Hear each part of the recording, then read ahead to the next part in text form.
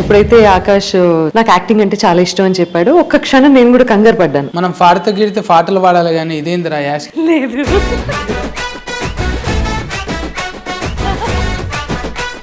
ఎక్కువ డాట్ కార్లు యాట్ కార్లు దగ్గర దగ్గర ఉంటాయి, అంటే చదువుకొని మీ భాష కనీసం ప్రొనౌన్స్ చేయడానికి కూడా తిరిగి రాదు తెలుసా. డాక్టర్ మీరు ఇప్పుడు అన్నారు డాట్ కర్. ఇదేంటిది సత్తి డిక్షనరీ? డిక్షనరీ మన సపరేట్ డిక్షనరీ. నమస్కారం సార్. సార్ నమస్తే సార్. అదే డిస్లో పెడుతున్నావు. థ్యాంక్ గాడ్ వచ్చారు సార్ మీరు. ఇంతకన్నా చూతుకాస్తున్నాడా?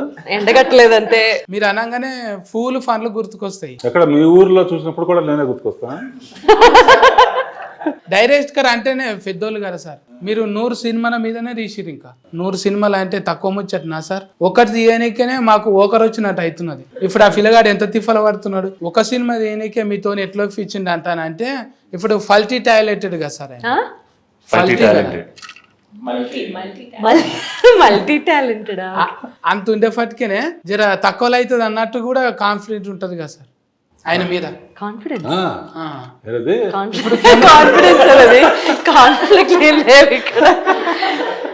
నమ్మకం ఉంటది కదా సార్.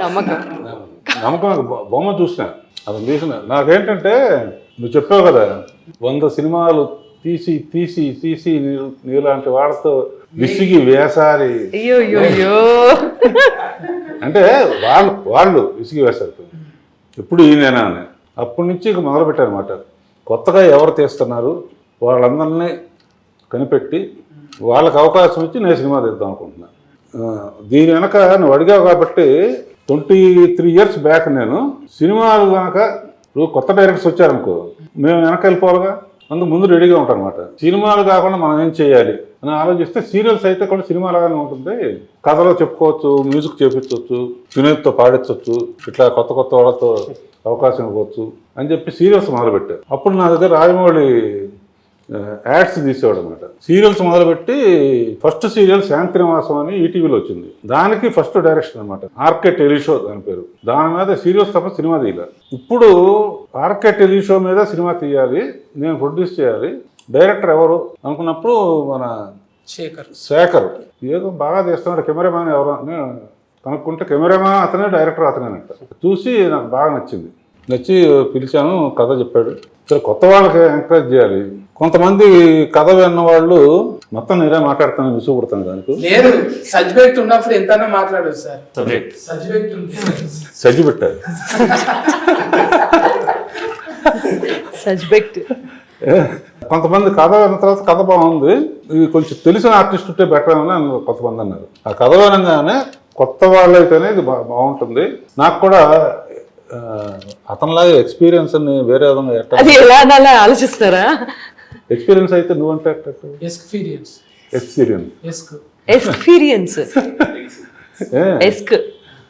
సో కొత్త వాళ్ళతోనే తీయాలని డిసైడ్ చేసుకుని ఈ అబ్బాయిని కనిపెట్టాను. ఈ అబ్బాయి ఎవరో అని తర్వాత కనిపెట్టాను. ఫస్ట్ అబ్బాయిని కనిపెట్టి తర్వాత అమ్మ ఎవరో కనిపెట్టారు. అమ్మని చూసి చేయలేదా కొడుకు? కొడుకుని చూసి అమ్మకి అవకాశం. అమ్మ ఏంటంటే నా కూతురుతో సమానం. నాకు బాగా స్టార్టింగ్ ఇండస్ట్రీకి వచ్చినప్పటి నుంచి నా పిక్చర్లో అద్భుతమైన పాటలు పాడింది. ఎంత పొడుగ్గా ఒక అబ్బాయి ఉంటాడు తెలియదు. పాట పొడుగ్గా పాడతాం కానీ. సో ఇతను పెట్టాం. ఈ అమ్మాయి నీకు ఎట్లా అనిపిస్తుంది? యూత్ నువ్వేం చెప్పక. అంటే ఇప్పుడైతే మంచిగానే కొడుతుంది సార్. మేకప్ లేకుంటే ఎట్లా కొడుతుందో తెలియదు. పాప అసలు మేకప్ లేదండి. సరే పోలే ఆవిడ అన్నారు సపోర్ట్ చేసి. ఈ అమ్మాయి నాకు అంతకుముందు పరిచయం కాలేజీలో కదమ్మా. పోయినసారి శ్రీలేదని ఒక అమ్మాయి వచ్చింది కదా. అవును సార్, మీరు పరిచయం చేశారు కదా సార్. అన్ని దొంగచాటుకు అన్ని కనిపెడుతున్నావా? ప్రారంభం మీతోనైతే బోనియా మంచిది.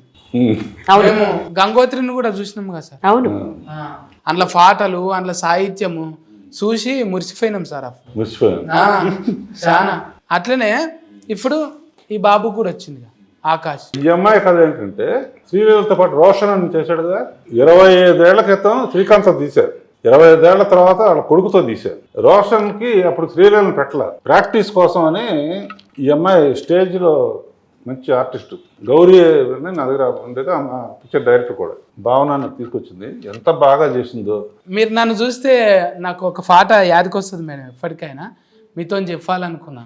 అదే అందంగా లేనా అసలేం బాలేనా అంటాని నాకు నమ్మకం వస్తుంది. ఇంత మంచిగా పాట పాడింది కదా, నన్ను చూస్తే వాడుతుందేమని. ఒకసారి వాడతారా మేడం? ఆయన చూసి మిమ్మల్ని చూసేలా నిజంగా బాగున్నాడు. అందంగా లేనా అసలేం బాలేనా నా గురించి కదా సార్. అంటే నా గురించి వాడు మేడం. అది నేను వాడితే ఎట్లుంటుందో మీరు వాడాలని. అందంగా లేవా అని పాడు. అందంగా లేవు అసలే బాలేవు.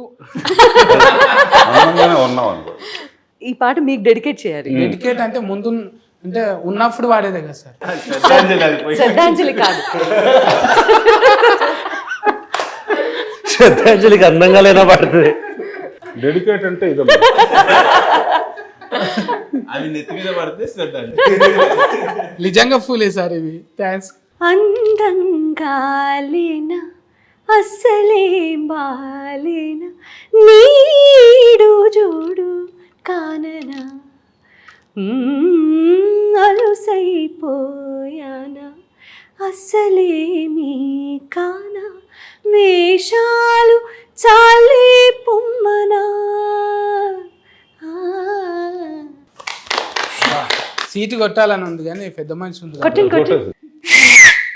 వచ్చింది. మీకు అందుకు అలా ఉండిపోయాయి అది. ఇది సీటీ ఆసనం అంటారు దీన్ని. అయితే మేడము ఆ పాటలు పోయినప్పుడే నేను ఎట్లయితే ఇట్లా పట్టుకొని ఇట్లా ఉంటానో, మేడం కూడా ట్యూనింగ్ చేసిందంటే లోకల్ కార్డ్స్ ఎవరి మాట విన్నది. లోకల్ కార్డ్స్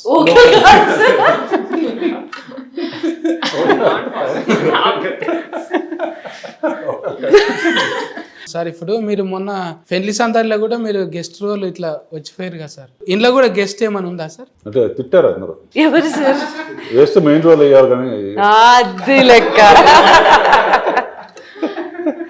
అంటే కొడుకుకి ఇచ్చారు కానీ అమ్మకేమి ఇచ్చారు ఇంట్లో? సినిమా చూస్తా కదా, ఊరినే ఇంటర్వ్యూ చేసి వెళ్ళిపోతావా తర్వాత జర గట్లనే సార్. నేను ఏదో సోషల్ మీడియాలో చూసి లోకల్లో టాయిలెట్ ఏమున్నది ఆడేమున్నది చూసుకుంటా. టాయిలెట్ ఏంటండి? టాయిలెట్ అండి, టాలెంట్.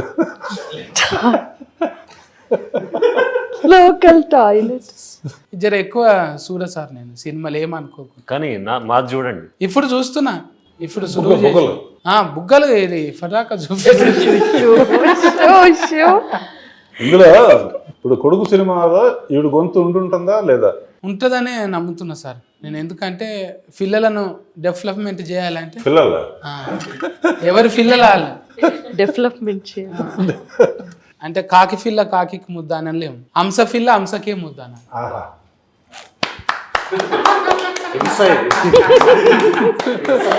హంస పిల్ల హంసకి ముద్దు మరి కాకి అనలేము కదా మేడం. అన్నారుగా. సరస్వతి ఉన్నోళ్ళని కూడా అట్లా అనటం తప్పు అయిపోతుంది. ఇక్కడ లక్ష్మీదేవత, అక్కడ సరస్వతి. పిల్లగాడు నాట్యం ఆడుతున్నాడు ఇప్పుడు. ఆల్రెడీ జిమ్ బాడీ పెంచిండు కదా. ఎప్పుడు అనలేదా మేడం మీరు? ఏమని? ఏమిరా నువ్వు పాటలు నేర్చుకోమంటే ఏందిరా? పాడతాడు, ఎందుకు పాడు? మరి పాడతలేడు ఇప్పటిదాకా అడిగితే. కొంచెం సిగ్గు. కొంచెం చాలా. మీరు ఇందాక టాయిలెట్ అన్నారు కదా, టాలెంట్ ని టాయిలెట్ లో మాత్రమే పాడతాడు. హీరోలకు ఫ్యాన్లు ఉంటారు, హీరోయిన్ కి ఫ్యాన్లు ఉంటారు, కానీ డైరెక్టర్ల ఫ్యాన్లు కూడా అంటే మీ కాడ నుంచే చాలా ఉంది సార్. అది మేము చూసిన విశ్వనాథ్ గారు కానీ అంటే వాళ్ళని కలిసి అదృష్టం లేకపోయింది. మిమ్మల్ని కలిసినందుకు హ్యాపీగా ఉంది సార్. ఇవాళ అంటే మీ ఆశీర్వాదం ఉంటే మీరు మొదలు పెట్టిరంటే వాళ్ళు సూపర్ హిట్ అయిపోతారు. అంటే చిన్నగా నవ్వుకోనికి అంటాం సార్ ఫూల్ ఫన్లు అని, కానీ చాలా మీనింగ్ ఫుల్ అనే ఉంటాయి. ఎప్పుడు కూడా ఎత్తిసుకు దాటలే మీరు. ఒక ఏజ్ వచ్చిన తర్వాత మనం కూడా జాతికి ఏమన్నా ఇవ్వాలనుకుంటాం కదా. సైంటిస్టులు అందరూ ఒకడు బల్బు కనిపెట్టాడు, ఒకడు కారు కనిపెట్టాడు, న్యూటన్ ఏమో యాపిల్ పడితే గ్రావిటీ అని కనిపెట్టాడు. నేనేం కనిపెట్టానంటే అది ఎక్కడ పడాలి. పిక్చర్ రిలీజ్ అయిన తర్వాత ఫస్ట్ ఇంటర్వ్యూ నీతోనే చేస్తాం. కామెడీ అంటే బాగా ఇష్టం, చాలా నిజంగా అనుకుంటున్నా ఈ అబ్బాయి బాగా చేస్తున్నాడు, ఒకరోజు అయినా మనం పిలవాలని. నువ్వు నిజంగా ఆ స్టేజ్ నుంచి ఇవాళ 10 మంది 100 మంది లక్షల మంది కోట్ల మంది నీ షోస్ ఎంజాయ్ చేస్తున్నారంటే నీ కష్టమే. నా కథ కూడా ఏంటంటే ఈ అబ్బాయి అనుకున్న సాధించడానికి ఎన్ని అడ్డంకులు వచ్చినా సరే ఆఖరికి ఇంట్లో గొడవ ఉన్న అవతల వాళ్ళు అడ్డం పెట్టినా కూడా మంచి పనులు చేస్తూ ఉంటే ఎప్పుడు అడ్డం పెడతా ఉంటారు కదా, అవన్నీ తట్టుకుని ఎలా తన కోసం కాకుండా ఊరి కోసం ఎలా చేశాడు అనేదే ఈ కథ. అందులో మంచి ఎమోషన్స్ ఉన్నాయి. అబ్బాయి బాగా చేశాడు, మంచి భవిష్యత్తు ఉంది. ఆ అమ్మాయి చాలా మంచి టాలెంట్ ఉంది. నేను సావిత్రి గారిలాగా చేసామమ్మా అని చెప్పాను. ఆ అబ్బాయి కూడా నేను ఆర్కిటెక్ట్ షో రాజమౌళికి ఛాన్స్ ఇచ్చాను, మళ్ళీ ఇతనికి ఛాన్స్ ఇచ్చాను. థ్యాంక్స్ సార్, ఇంత సమయం ఇచ్చిండ్రు. మీరు ఎంతో మందిని చూసిరు, ఎన్నో సినిమాలు తీసిరు. మేము కూడా మతి పెట్టుకునేటట్టు ఉంటామని blessing sir. Okay, thank you.